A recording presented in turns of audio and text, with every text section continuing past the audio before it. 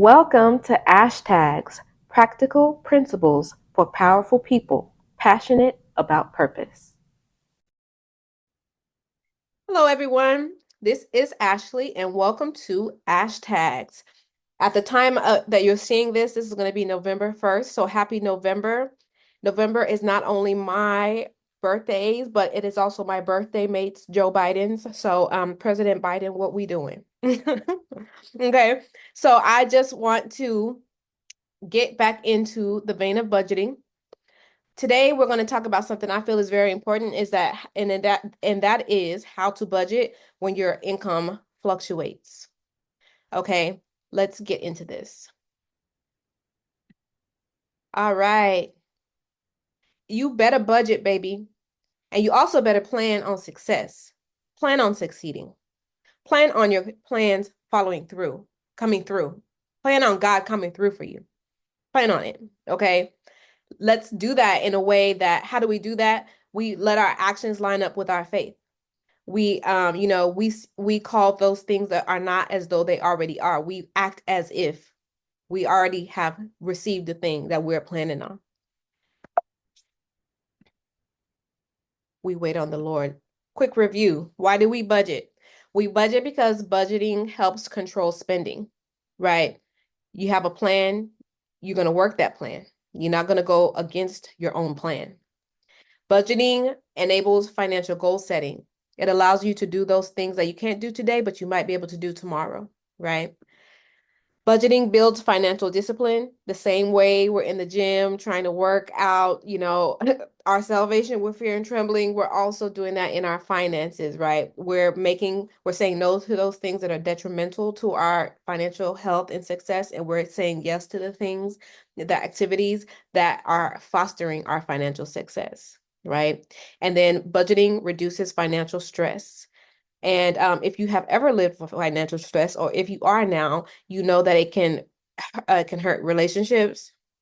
It can hurt your mental health. There's so many effects of it, right? So we budget because over time, that budgeting cycle, that budgeting practice will reduce your financial stress. Okay. We also budget because budgeting is the key to financial success. All right. Let's talk about if you have a fluctuating income. What are some reasons why you might have a fluctuating income?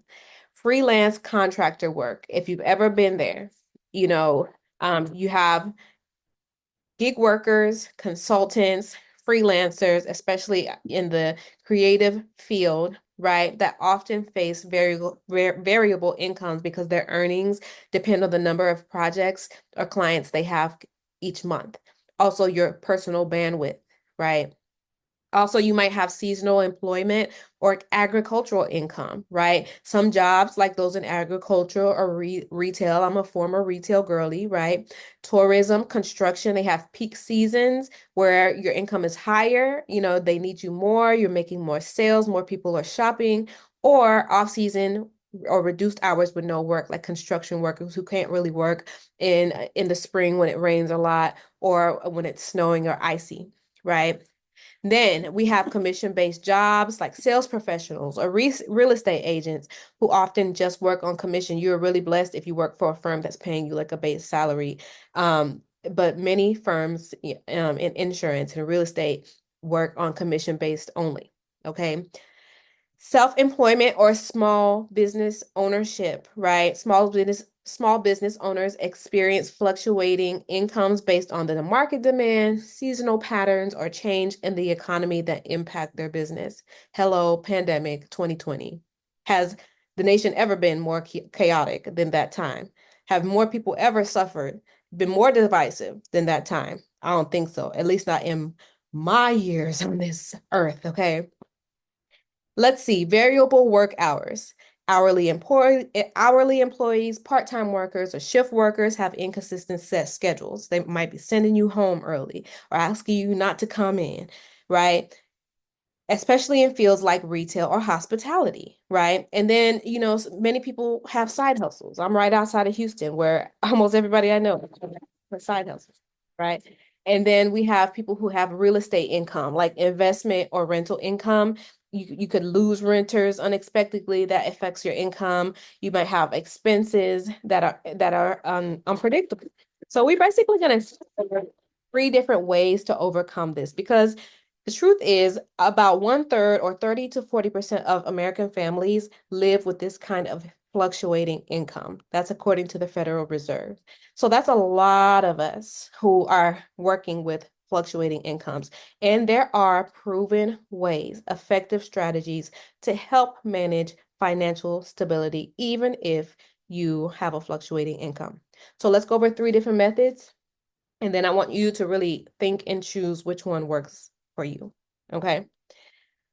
So first of all, I want to just remind you that you can achieve financial goals. And I'm not talking about the Bentley or the house on the hills, maybe one day. I'm talking about saving for emergencies. I'm talking about planning for retirement, education costs, and eventually making large purchases, buying that dream home, doing the things that you work hard to do. It is possible for you, right? How? You're going to use fluctuating income budgeting techniques. The first fluctuating income budgeting technique is the use of a baseline budget. So what you're going to do, you're going to determine your lowest monthly income. You're going to look at maybe the last 6 months. Which month was the month I made the least amount of money? And then you're going to set your budget from that point. I like to make $6,000 a month. I really do. But if just like February, I only make 2,500, let me go ahead and establish my budget, my rent, my whole structure on that low point. Okay. So what you're gonna do is you're gonna include your rent or your mortgage, your utilities, groceries, and debt payments in that baseline budget. Okay. This ensures that even in the lean months, you're going to be able to cover those expenses and you're not going to be hit with fees and late fees and all that because that's just going to take you further in the direction you don't want to go, right? So you're going to be able to cover those expenses in the lean months. And then when you have the extra, as much as you want to ball out, you're going to take that and you're going to put into savings, debt repayment, or future expenses. Okay. That's the baseline budget. The next one is going to be called the buffer savings method. Okay. This is also known as the hills and valleys method. If you've ever done entrepreneurship, small business, freelance, you know that there are hills and valleys. It's just part of the process. It's part of the journey, right, to success. In this method, you're going to start by creating an emergency savings fund to cover 3 to 6 months of expenses. So let's say you have a month where you make more than you were expecting. You have covered your basic bills. This is an incredible opportunity right now for you to take that money and start building an emergency savings fund. And if you have determined it takes about $1,200 for you to cover all your expenses in a month, that emergency fund needs to be at least $3,600. And so you're gonna, in those months where you're making more than you expected, more than your basic expenses, you're gonna save aggressively during those high income months, right? This way, you have a cushion for the low income months. So if you accidentally make $600 instead of $1,200, you have some money saved, set aside that can cover you. If you lose your income for 3 to 6 months, you have money to cover you, okay? This is important. This method is very important to determine your needs versus your wants because it is so easy to squander money on things you want. Your flesh wants everything. It's never going to stop wanting, okay? It's up to you to discipline your flesh to stop giving in every time your flesh wants something, okay? And then this third method, this third budgeting technique for fluctuating incomes is going to be tracking. It's going to be called the rolling average method. So you're going to track your income over time from 6 to 12 months. So let's say I look from January to June, and I take my income every month, add it up, and divide it by 6, which is the number of incomes that I'm comparing. That average is my rolling average. And I'm going to create a sustainable budget based on that average. So some months you might make 2,000, some months you might make 3,000, some months you might make 5,000. So let's say over a 6-month period, I have made how many? 2 plus 3 plus 5. That's 10,000.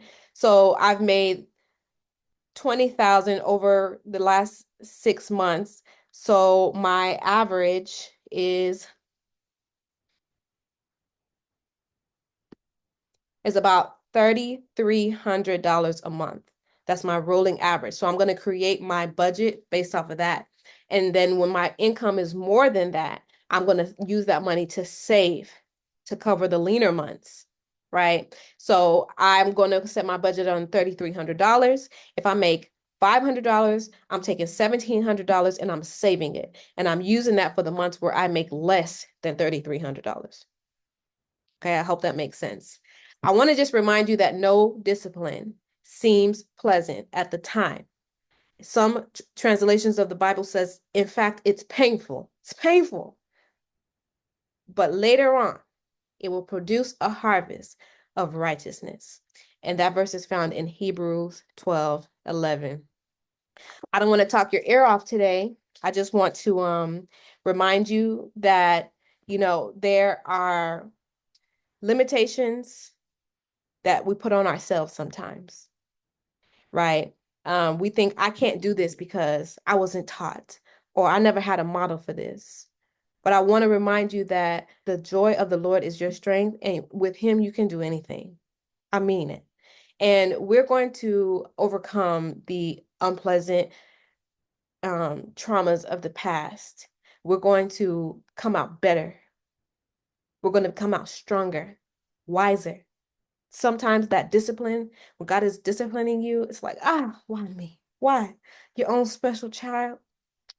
But guess what? It's because he loves you. It's because he cares that he will chasten you for a season so that you can get the wisdom and the fruit that you need for the next season. All right. I love you guys so much. I want to remind you that if you go to resources.wiseandthriving.com, you're going to get this financial stewardship packet. It has everything you need to get your financial life. Okay. And I love you guys, and I will see you next week. Holla. Now, if you like what you heard here today, let's go ahead and make this relationship official. Go ahead and subscribe to the channel, and I will see you next week.